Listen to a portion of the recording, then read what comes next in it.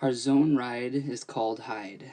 So after we take a shot and the goalie saves it, remember the closest attackman jumps the goalie and applies pressure.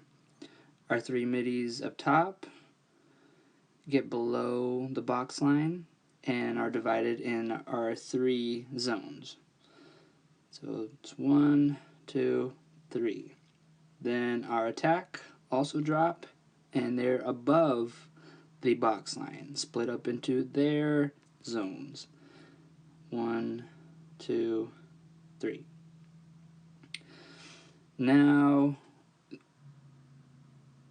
we want to force a pass to these guys, 2 and 3. Remember, we want to keep everything in front of us, and so our attackmen at the top of the box, these people right here, need to play off so that the goalie can pass if she's able to. So we have good pressure. Goalie does get a pass off. Boom. Remember, we want a slow play, which means we want the clearing team to come to us. We don't want to attack and then get beat. That's how they break a ride. So we want a slow play. And remember, our attackman on goalie wants to cut off that pass. What we want to do is angle towards the sideline. So what that means is position your body with your stick upfield. Oops. With your stick upfield and force them in this angle. So as they come down the field, we go with them, shutting off and taking away that angle. So once we do stop them and prevent them from running down the sideline, we want to force this long pass across the field. So this attackman right here needs to play low. When they do make that pass, everyone just shifts and bumps over. Again, we slow play. Our backside attack drops back into her zone, and we go. Again, playing at an angle to force them towards the sideline.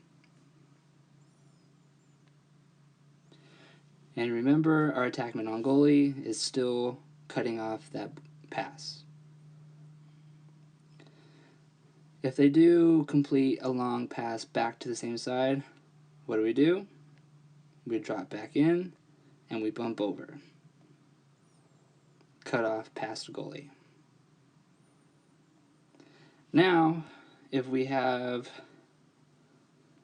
a whole defense, a clearing team in, this is where we have to communicate with each other and read and react. So in practice, we talked about splitting two and having everything in front of us. So right now, we'll start with the middies down below. This middy right here is wanting to split number 7 and number 6. Keep number 7 in front of you so that if they do pass it to 7, we can play defense. Alright, if they do make this pass, or try to make this pass, we have an opportunity to intercept it with this midi or this midi. Now let's move into the middle midi, where it's probably the toughest job. You're playing center field. You have a lot going on, people moving and cutting and switching. So it's your job to be the quarterback of the defense. You're telling people who's coming in whose zone, watch number 6, hey, watch number 4, cutting up field, yada, yada, yada. So with you playing center field, again, main thing is to keep everything in front of you. For this example, if the blue clearing team is where they are, you're probably in the best spot. You can play these 3 people. You're able to come up and play 4, you're able to cut off 6, and if the ball does get flipped, you can help on number 5. Oops. Now with our other MIDI, again, split the difference. Now we move to our attack. Our attack on ball is doing a good job, staying on ball. We got bump pressure. This attack in the middle, I would say shift over. If this number 4 is playing behind, that's okay. Remember, we want to keep the ball in front of us. You're able to cut off this pass to number 4. Now let's say if 4 cuts up the field, you also shade up. Again, deter this pass, and if she does throw the pass, it's going to be a hard pass, because now we only have this attack, but we have this attack to play defense. Now, for our last attack over here, again, we want this long pass to this number 2. So let's leave her open. If anything, I would say drop down so you can help in the middle. With any ride, we want to protect the middle. Alright, force everything down the sideline. And if they do make that pass, we just bump and shift over. Cut off goalie pass, cut off ball, everyone bumps down, over, and we're good.